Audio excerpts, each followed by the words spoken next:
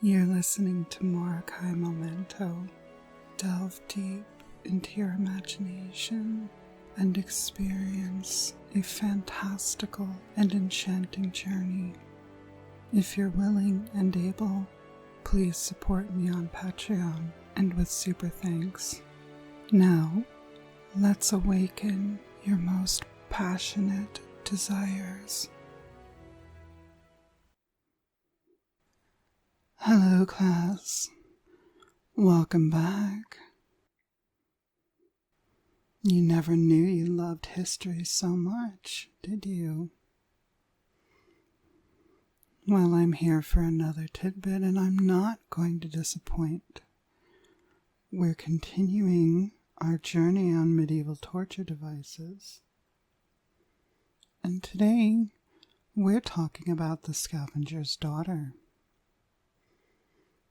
It has a couple names, but we're going to stick with Scavenger's daughter. It is the companion to the rack. The rack is designed for you to take someone, bind their hands to the four corners, and slowly, so painfully slowly, start to stretch them. You can go as slow as you like, making the torture last for a long time as you slowly pull your victim apart, dislocating their shoulders, wrists, hips, knees, ankles, all the while listening to them struggle and moan in pain, and there would probably be screams as well. If you're into making people scream, it's the way to go. As I mentioned, the Scavenger's daughter is the opposite of the rack, a companion. Instead of stretching, it's used for compression. Now, I have done some serious research on this, and I've seen two common images of what the Scavenger's daughter looks like. The first one is a metal A-frame where the head is bent forward, wrists are imprisoned a little lower, and then feet are put through the bottom loops. To me, it looks a bit more like just a bondage device to keep someone who's been unruly and disobedient. Now, I don't think it's a bad idea to do this, but I don't think that's getting the true sense of the Scavenger's daughter. It's true, it is a bit of compression, with the knees forced up a bit. And it is quite easy to make and flexible, and you could suspend it, making the torture all the more painful. As you hang by your wrists and your ankles pressing into metal, and the pain on the back of the neck would be incredible. For a person who loves pain or feeling such intense sensations, I can imagine that this would be a huge joy. However, I don't think this one really does what it's described to do. Now, the one that's shaped like a wishbone. That one looks good. See, your victim is made to kneel down on the base, put their butt on their heels so that their calves are touching their thighs. And then they're pushed down so that their head is kind of between their knees. Of course,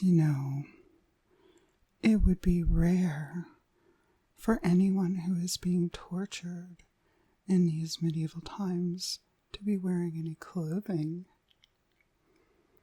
So the victim would be completely naked.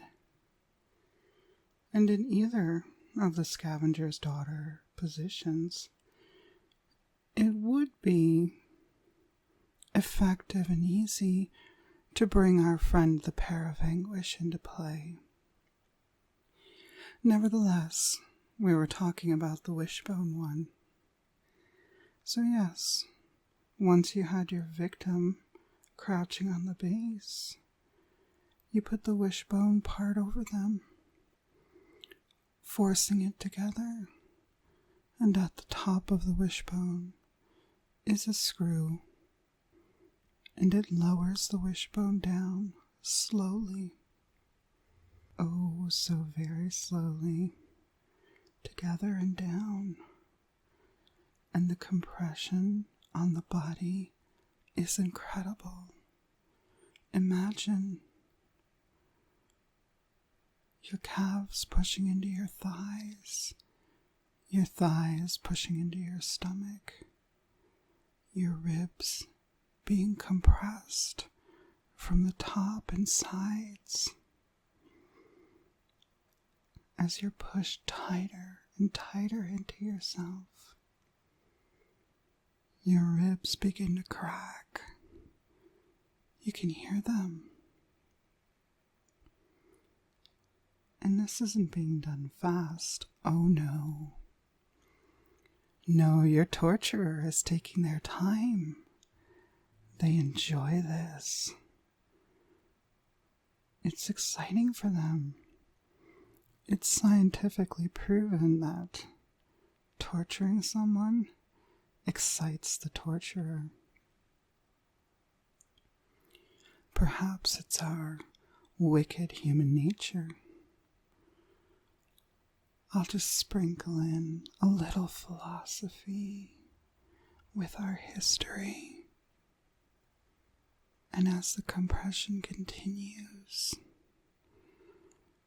past the point of masochistic enjoyment, it can be so intense that it forces blood out of the fingertips and the mouth and nose.